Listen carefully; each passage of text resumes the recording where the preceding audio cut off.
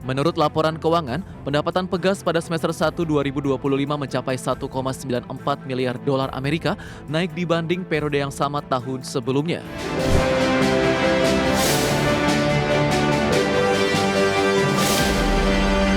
Pemirsa, terima kasih Anda masih bersama kami. PT Perusahaan Gas Negara Tbk mencatat pertumbuhan pendapatan yang positif pada semester pertama 2025 dengan kenaikan sekitar 5,4% secara tahunan. Namun di sisi lain, laba bersih perusahaan mengalami penurunan signifikan hampir 23%, menjadi tantangan tersendiri di tengah dinamika industri energi dan gas nasional. PT Perusahaan Gas Negara Tbk atau Pegas mencatat pertumbuhan pendapatan yang positif pada semester pertama 2025.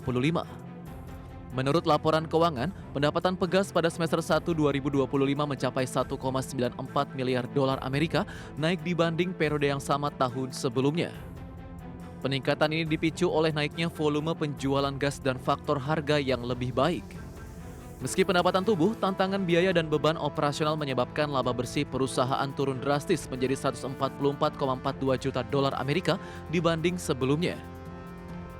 Penurunan laba bersih sekitar 22,6% ini menjadi perhatian bagi manajemen dan investor.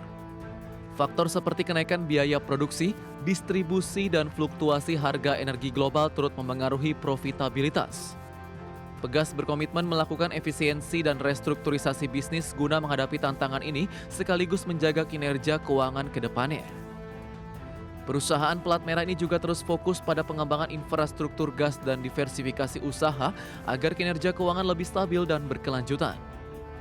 Dalam jangka panjang, Pegas optimistis peluang pasar energi dan gas di Indonesia akan tetap solid seiring pertumbuhan ekonomi dan kebutuhan energi bersih. Strategi adaptasi diperlukan untuk menjaga daya saing di sektor yang terus berubah. Berbagai sumber IDX Channel. Pemirsa, produsen air minum dalam kemasan terkemuka PT Sariguna Primatirta Tbk menyiapkan sejumlah strategi inovasi dan ekspansi untuk memperkuat posisi di pasar yang semakin kompetitif. Salah satu langkah terbaru adalah peluncuran produk kemasan baru dengan desain praktis yang diharapkan dapat mendorong kinerja positif pada semester kedua tahun 2025. Pada tahun 2025, Cleo memperkenalkan produk baru bernama Cleo 1 liter praktis yang dirancang untuk memenuhi kebutuhan konsumen akan kemasan yang lebih mudah dibawa dan digunakan. Inovasi produk ini diharapkan mampu meningkatkan daya saing Cleo di pasar air minum dalam kemasan yang kian ketat, sekaligus menarik segmen konsumen yang mengutamakan kemudahan dan kenyamanan. Selain inovasi produk, Cleo juga tengah memperluas jaringan distribusi dan memperkuat penetrasi pasar di berbagai wilayah. Strategi ekspansi ini menjadi kunci untuk mendorong pertumbuhan penjualan di semester kedua 2025. Cleo optimistis dengan potensi pasar air minum yang terus tumbuh, terlebih di tengah meningkatnya kesadaran masyarakat akan pentingnya konsumsi air mineral berkualitas. Manajemen Cleo menegaskan komitmen mereka untuk terus berinovasi dan beradaptasi dengan tren pasar guna menjaga keberlanjutan bisnis.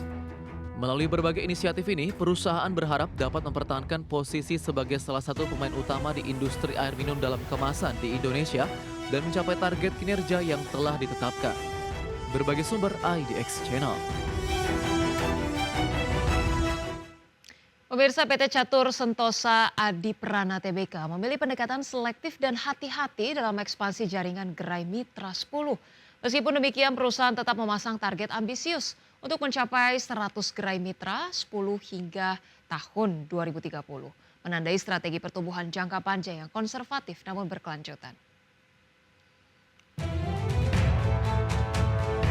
Sepanjang tahun 2024, PT Catur Sentosa Adiprana Tbk atau CSAP menambah 8 gerai mitra 10 baru di berbagai wilayah Indonesia antara lain di Jambi, Sawangan, Jababeka, Samarinda, Purwokerto, Kendari, Madiun, dan Garut. Melanjutkan ekspansi, tahun 2025 sudah membuka gerai ke-57 yang berlokasi di 10th Avenue Mall, Bandung. Selain membuka gerai baru, CSAP juga fokus melakukan relokasi dan perluasan area penjualan di beberapa toko existing seperti di Pamulang dan Balikpapan. Manajemen CSAP memilih untuk lebih selektif dalam ekspansi agar menjaga kualitas pelayanan dan efektivitas operasional. Pendekatan hati-hati ini diharapkan dapat mendukung pertumbuhan bisnis yang sehat dan berkelanjutan di tengah persaingan pasar bahan bangunan yang kian ketat. Keseriusan perusahaan terlihat dalam pengembangan gerai dengan memperhatikan lokasi dan potensi pasar. Hingga 2030, CSAP targetkan jangka panjang gerai Mitra 10 mencapai 100 gerai. Hal tersebut menunjukkan komitmen kuat dalam memperluas jaringan dan memperdalam penetrasi pasar. Perusahaan optimistis dengan potensi pasar retail bahan bangunan yang terus tumbuh seiring peningkatan pembangunan properti dan kebutuhan konsumen. Ekspansi yang terkendali diharapkan akan memperkuat posisi Mitra 10 sebagai pemain utama di sektor retail bahan bangunan Indonesia. Berbagai sumber IDX Channel. Pemirsa, PT Nusantara Infrastructure Tbk atau META mendirikan entitas baru bernama PT Smart Inspection Indonesia melalui anak usahanya PT Hikari Infra Indonesia. Langkah ini diambil untuk memperkuat lini bisnis sekaligus memperluas peluang proyek konstruksi grup META.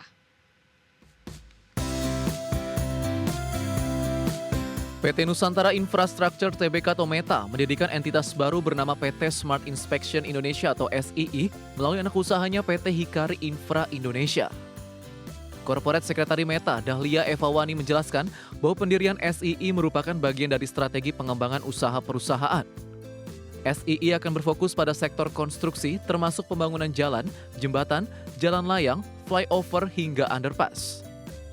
Selain itu, SII juga akan menangani instalasi sinyal serta rambu-rambu jalan raya sesuai dengan KBLI yang ditetapkan.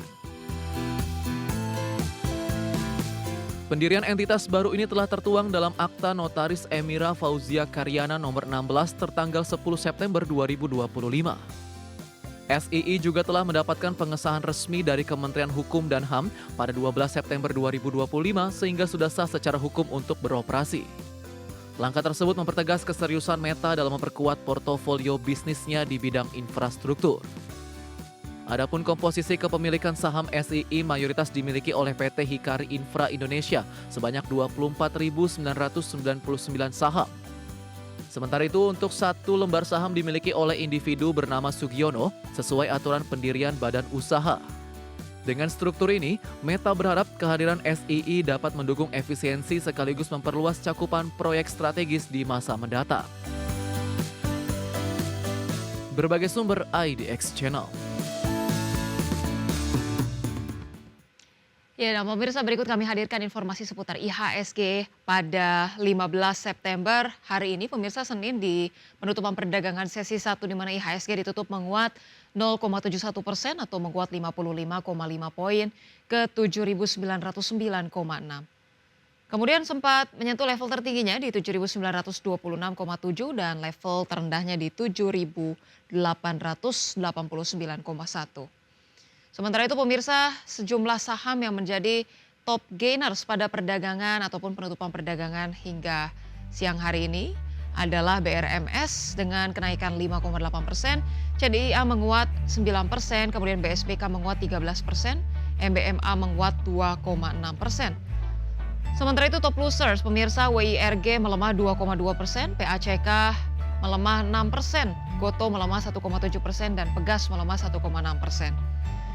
Secara sektoral pemirsa, penguatan dipimpin oleh infrastruktur dengan kenaikan 2,02%, kemudian disusul konsumsi non-primer 2,02%, kesehatan melemah 0,35% dan industri melemah 0,29%.